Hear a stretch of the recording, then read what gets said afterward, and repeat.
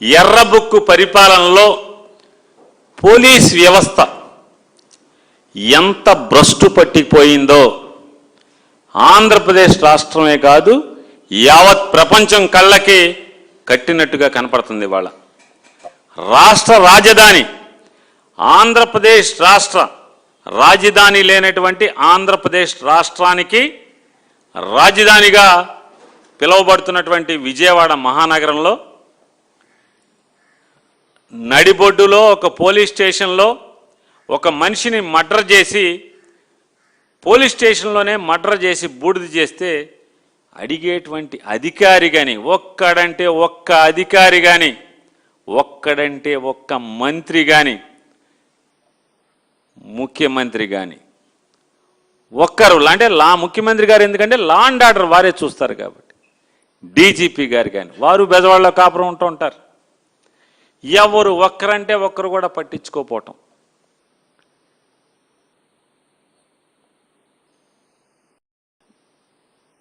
మే 6వ తారీఖున పోలీసులు వచ్చి ఈరోజు లాకప్ డెత్కి కస్టోడియల్ డెత్కి గురైనటువంటి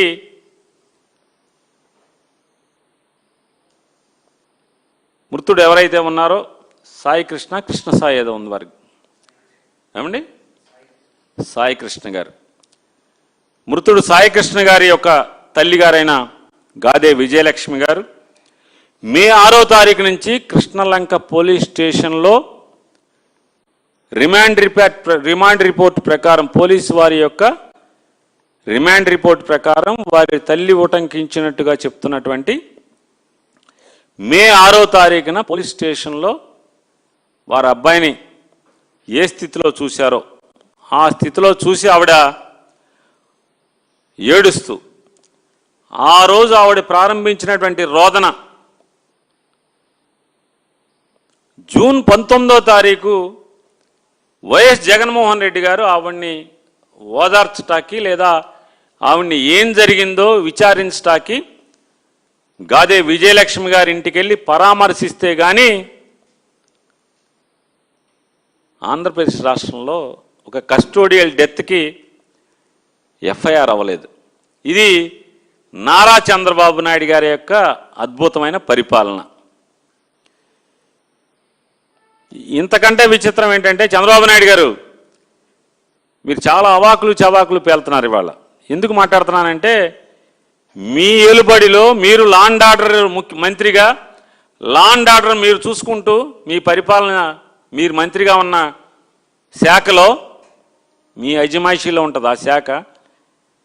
మీ దగ్గర ఒక పోలీస్ స్టేషన్లో కస్టోడియల్ డెత్ చేయటమే కాకుండా శవాన్ని కూడా మాయం చేసి శవం ఏమైందో కూడా ఇంతవరకు పోలీసు చెప్పలేని స్థితిలో మీ ఐజీ గారు చెప్పలేరు, మీ ఇద్దరు ఎస్పీలు చెప్పలేరు, మీ అడిషనల్ ఎస్పీ అడ్మిన్ గారు చెప్పలేరు, మీ సిట్ చెప్పలేదు.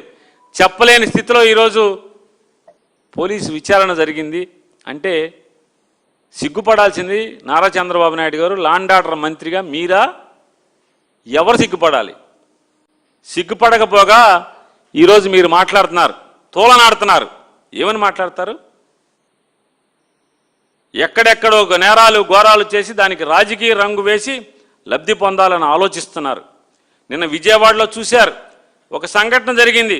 అక్కడే ఒక సిఐ కాపు బాధితుడు కాపు. అరే లజ్జ కూడా లేకుండా మాట్లాడుతున్నారు. సిఐ కాపు బాధితుడు కాపు. నేను అడుగుతున్నానండి, ఎన్టీ రామారావు గారు కమ్మ, నాదెండ్ల భాస్కర్ గారు కమ్మ, అందరూ సరిపెట్టుకుని ఎందుకు ఊరుకోలేదు?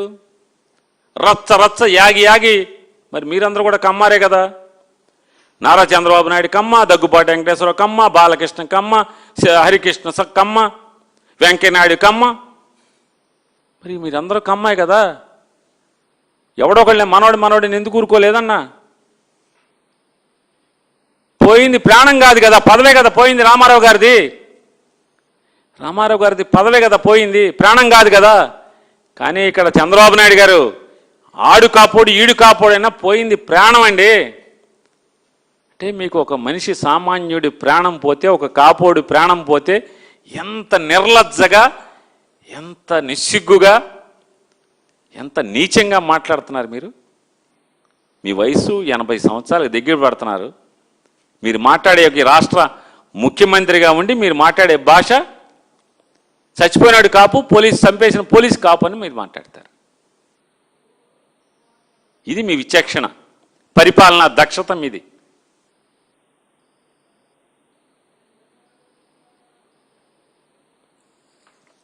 మీ విఘ్నతకు వదిలేస్తున్న మీ భాష, మీ ప్రవర్తన, మీ నీచమైన మాటలు. ఎవడు రాజకీయ రంగు పులిమాడు? ఎవడు రాజకీయ రంగు పులిమాడండి? మీరు ముద్దు నిద్రపోతుంటే మీరు మీ కుమారుడి యొక్క రెర్రబుక్ రాజ్యాంగంలో పోలీసులు ఈ రకంగా బరితెగించి పోలీస్ స్టేషన్లోనే మర్డర్లు చేసి శవాన్ని బూడిద చేస్తుంటే గొంతె తరవదా ప్రతిపక్షం అని అడుగుతున్నాను. ఏం చేయాలి ప్రతిపక్షం? నారా చంద్రబాబు నాయుడు గారు ఏమనుకుంటున్నారు? పోనీ ఏం ఆశిస్తున్నారు మీరు? ఖబర్దార్, జాగ్రత్తగా ఉండండి. ఎవడు ఖబర్దార్? మీరు ఖబర్దార్, జాగ్రత్తగా ఉండండి. నారా చంద్రబాబు నాయుడు గారు రోజులు లెక్కెడుతున్నారు ప్రజలు. మీ ఖబర్దార్ అంటున్నారు మిమ్మల్ని. తినమరిగిన కోడి అంటే ఇల్లెక్కి కూసిందంట. అట్లా ఉంది నారా చంద్రబాబు నాయుడు గారు మీరు తీరు. ఎవరు నోరు పారేసుకుంటున్నారు? మీరా? ఎవరు పారేసుకునేది? నీచంగా మాట్లాడేది మీరా? ఎవరు? ఏమంటాడు? ఈరోజు కూడా చూసా, వంగి వంగి దండాలు పెడుతున్నాడు దేవాలయాలకు పోయి జగన్మోహన్ రెడ్డి గారి గురించి. నువ్వెన్ని దండాలు పెట్టినా ఎవరైనా సరే దేవుడి మీద నమ్మకం ఉండే ఏ వ్యక్తి నీకు ఏ పార్టీ సహకరించరు. జగన్మోహన్ రెడ్డి గారు దేవుడికి వంగి వంగి దండాలు పెడుతున్నాడు. తప్పే ఉంది? అసలు మీరు మామూలుగా మోడీకి వంగి వంగి దండాలు పెడుతున్నారు కదా. మనిషి కదా మోడీ గారు. మోడీ గారు మనిషి, నీకన్నా వయసులో చిన్నవాడు, అనుభవంలో చిన్నవాడు అని మీరే చెప్పారు. మోడీ గారికి వంగి వంగి దండాలు పెడితే మీకు సిగ్గు లేనప్పుడు దేవుడికి దండం పెడతాకి జగన్ గారి సిగ్గు ఎందుకు ఉండాలి? ఎందుకు ఉండాలి చంద్రబాబు నాయుడు గారు? నిస్సిగ్గుగా, నిర్లజ్జగా నువ్వు క్రిస్టియన్వి, హిందువు దూకుడికి ఎందుకు? మరి మీరెందుకు వెళ్తున్నారు? నెత్తి మీద టోపీ పెట్టుకుని నమాజ్ ఎందుకు చేస్తున్నారు? ఎందుకు వెళ్తున్నారు? పైన క్రిస్మస్ తాత కోటేసుకుని చర్చిలకి ఎందుకు వెళ్ళి వాక్యం చదువుతున్నారు? యేసుప్రభు వాక్యం చదువుతున్నారు. మీరు బైబిల్ వాక్యం చదువుతున్నారు. మరి మీకు అప్పుడు సిగ్గుందా, సిగ్గు లేదా చంద్రబాబు నాయుడు గారు? ఏమనాలి మిమ్మల్ని? మీరు వంగి వంగి దండాలు పెడతారు కదా పాస్టర్లకి, ఏమనాలి అప్పుడు మిమ్మల్ని? వయసు వచ్చిన కాడి నుంచి మీకు వివరం పోయి, విచక్షణ పోయి, విఘ్నత పోయి, కేవలం అధికారమే పరమావధిగా బతకటం ఏంటి? ఎవడికి ఉపయోగం అని అడుగుతున్నాను. చంద్రబాబు నాయుడు గారు చెప్పండి సార్, మీరు ఎవడికి ఉపయోగం? ఈ రకమైన ముఖ్యమంత్రి మాకు ఉండటం మా దౌర్భాగ్యం కాదా అని అడుగుతున్నాను.